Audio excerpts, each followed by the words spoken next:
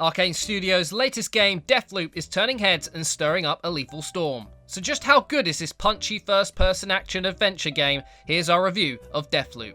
When I first heard about Deathloop, I was overly excited that one of my favourite developers, Arkane Studios, was creating a new franchise that seemed to draw on so many things that made Dishonored so great. Once the reviews started coming in, I knew this was a game to dive right into. So what is it all about? Well, Deathloop focuses on the concept of a time loop. It operates similarly to Bill Murray's Groundhog Day or Adam Sandberg's more recent Palm Springs, but with guns. You play as a man named Colt who's been trapped in a time loop thanks to a mysterious organisation. You wake up on a beach with no recollection of who you are, where you are, how you got there, or what you need to do next. And yet, you do know exactly what you're doing because you've done it all before. Potentially thousands of times. How does that work? Let me explain. As you get to grips with your surroundings, words start to appear around you on objects and walls reminding you of things you've done before and what to do next. As you start to piece it together and remember some of your past expeditions, you'll be introduced to the game's antagonist. Juliana is a mysterious woman that communicates with you via radio, and she's out to kill you. And has. Probably thousands of times now. Every time you die, you wake up at the start of the loop. Juliana's mission is to protect the loop as it's proposed as a paradise. Your mission is to survive and find out how you can break the loop. There's far more to it than that, but I'd rather not spoil the details. The whole game takes place on an island called Black Reef. Aside from the starting area, the game has 4 main locations to explore: the Complex, Updarm, Carl's Bay, and Fristad Rock. Interestingly enough, these areas are all very different despite being located on one island. The weather is also incredibly strange depending on the time of the day. One minute it's a sunny tropical paradise and then consumed by a snowy blizzard the next. So 4 areas, that doesn't sound like a lot, but if you think about it, it's actually 16 areas. You have 4 areas at 4 different times of the day that you can visit. Each time of day presents new opportunities previously not available, while others only allow you to do certain tasks in small windows of opportunity. The game is heavily reliant on its character development. The love-hate relationship between Juliana and Colt is truly fantastic. We often see in superhero movies the banter between the villain and the hero, which is very present here, and it creates a fantastic narrative. Her conversations at the start of the level set the tone for what's coming and add that bit more tension to what would be a vanilla scenario.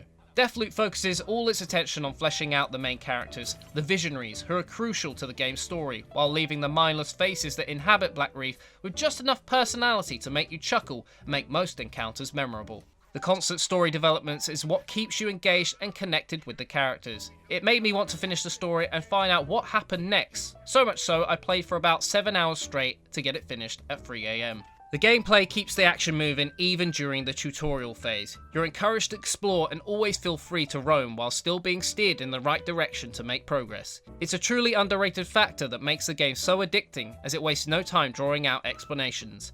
Anything that needs to be communicated with you is done subtly in the dialogue, written prompts on the environment, and when it really needs to, in tutorial boxes. The idea of a looping game can often cause a bit of boredom and fatigue as you revisit the same scenarios and environments, but that's simply not the case. You'll never realistically approach something in the same way. As you unlock new powers called slabs and new perks called trinkets, you'll discover new paths, doors, windows, and techniques to tackle obstacles. An example of this was the first time I entered the visionary Charlie's house. The first time round was a rough and chaotic affair that left me flustered and drenched in the blood of my victims. But after getting the shift slab, I managed to scale the outer ledges and windows to evade all enemies and kill Charlie in record time. While the game sounds rather smooth and in your hands, Juliana does throw a spanner in the works. She can choose to appear any time in the loop and attempt to kill you. So be on your toes because she's armed with slabs, strong weapons, and trinkets too. Unlike Dishonored, where you're restricted to being a silent assassin, the guns encourage you to go loud and proud should you desire. It's extremely helpful if your plans go awry and you need to go out in a blaze of glory to get the job done. I particularly appreciated it when I spent 15 minutes sneaking around enemy compounds, only to be spotted, killed, and need to get back where I started. As I've said before, your arsenal is made of weapons, slabs, and trinkets. Weapons come in only a few shapes and sizes, but are equally memorable. You'll come across different variants and get the chance to get more powerful weapons by discovering them in the game or defeating visionaries. These are complemented by trinkets that improve the effectiveness, such as reducing recoil and doing more damage. Some of the more inventive ones include producing a cloud of gas on impact that slowly poisons enemies, or a beacon that reveals nearby guards. These trinkets also have counterparts for Colt that can make him stronger, faster, deadlier, and quieter. Now this is where things get a bit weird. Slabs dial things up to 11. If you've played Dishonored, then I don't need to explain how these work, but they give you supernatural abilities. These aid you in your quest and can help you teleport across terrain, turn invisible, dramatically increase your lethality, and much more. Now that sounds great, but surely in a time loop I would lose all my stuff. And yes, you do in some ways, but you also learn the ability to infuse items by collecting residum, which helps you bring your items on future loops. As an RPG hoarder myself, this was much appreciated. And after you've played through the campaign, which ran me about 15 hours, you can choose to replay it as you would expect and collect everything that's left, adding an additional 10 hours of gameplay. But if that's not for you, you can also jump online. Yes, there is an online multiplayer section. You'll be able to enter other players' games and stop those controlling cult from breaking the loop. If that sounds like a turn off for potential buyers, you can turn this feature off, but it adds to the difficulty.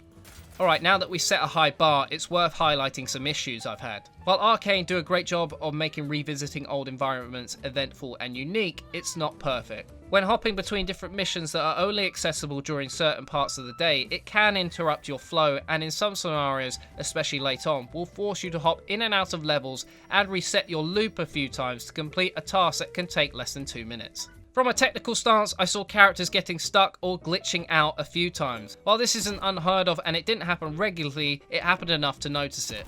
The audio also could have been more refined. It became a bit tough to pinpoint where enemies were and where they were going, with some audio cues going missing once or twice and some distracting soundtrack audio lasting longer than I would have liked.